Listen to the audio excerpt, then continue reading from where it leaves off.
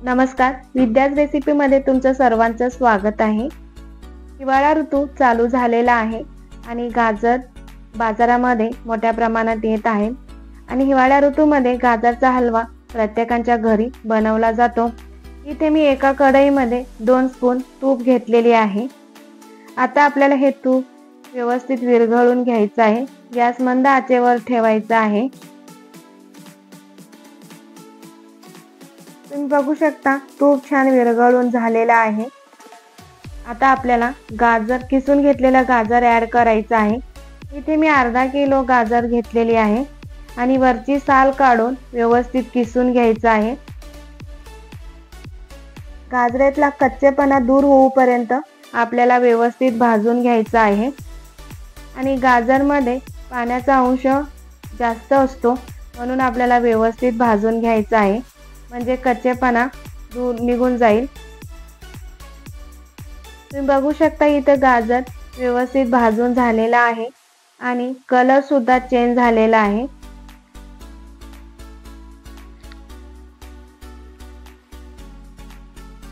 आता आपल्याला यामध्ये दूध ऍड करायचं आहे।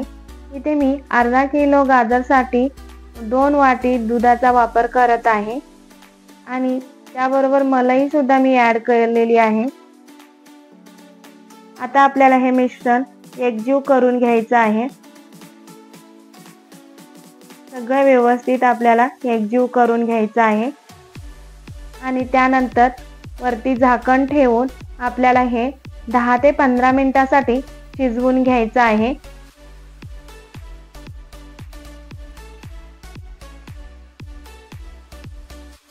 अधूनमधून चेक करत राहायचं की कढईला खाली चिटकत तर नाहीये ना म्हणून। तुम्ही बघू शकता आता आपल्याला हे मिश्रण हलवून चेक करायचं आहे, पण नाही चिटकलं कारण यामध्ये अजून दूध मोठ्या प्रमाणात दिसत आहे।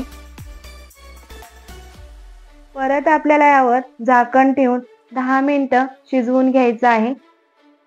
10 मिनिटांनंतर दुधाचं प्रमाण कमी झालेलं आहे आणि एकसारखं हलवून आपल्याला एकजीव करून घ्यायचं आहे आणि यामध्ये काजू बदाम ऍड करायचे आहेत आणि नंतर किशमिश ऍड करायचं आहे।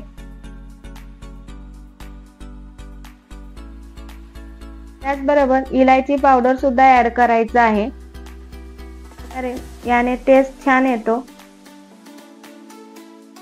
त्यानंतर आपल्याला साखर ऍड करायचं आहे आणि आता आपल्याला सगळं हे मिश्रण एकजीव करून घ्यायचं आहे।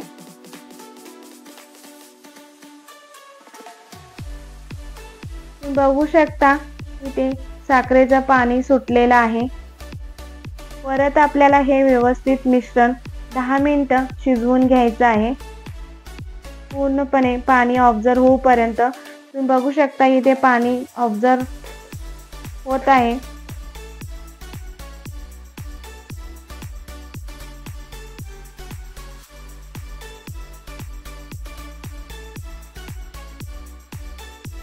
एकसारखं हलवत राहून आपल्याला हे मिश्रण व्यवस्थित शिजवून घ्यायचं आहे। तुम्ही बघू शकता पाण्याचा अंश कमी झालेला आहे। आता आपलं गाजराचा हलवा तयार आहे। तुमच्या आवडीनुसार तूप आणि ऍड केला तरी चालतो। इथे मी 2 स्पून तूप परत ऍड केलेली आहे। परत आपल्याला हे मिश्रण व्यवस्थित एकजीव करून घ्यायचं आहे। एकसारखं हलवून सगळं मिश्रण एकजीव करून घ्यायचं आहे। तुम्ही बघू शकता इथे पाण्याचा अंश कमी झालेला आहे आणि आता आपला गाजरचा हलवा खाण्यासाठी तयार आहे। आता चला तर मग आपण एका डिश मध्ये सर्व करूया। व्हिडिओ आवडला असल्यास व्हिडिओला लाईक करा, शेअर करा, कमेंट करा। परत भेटूया अशाच एका नवीन रेसिपी सोबत। तोपर्यंत धन्यवाद।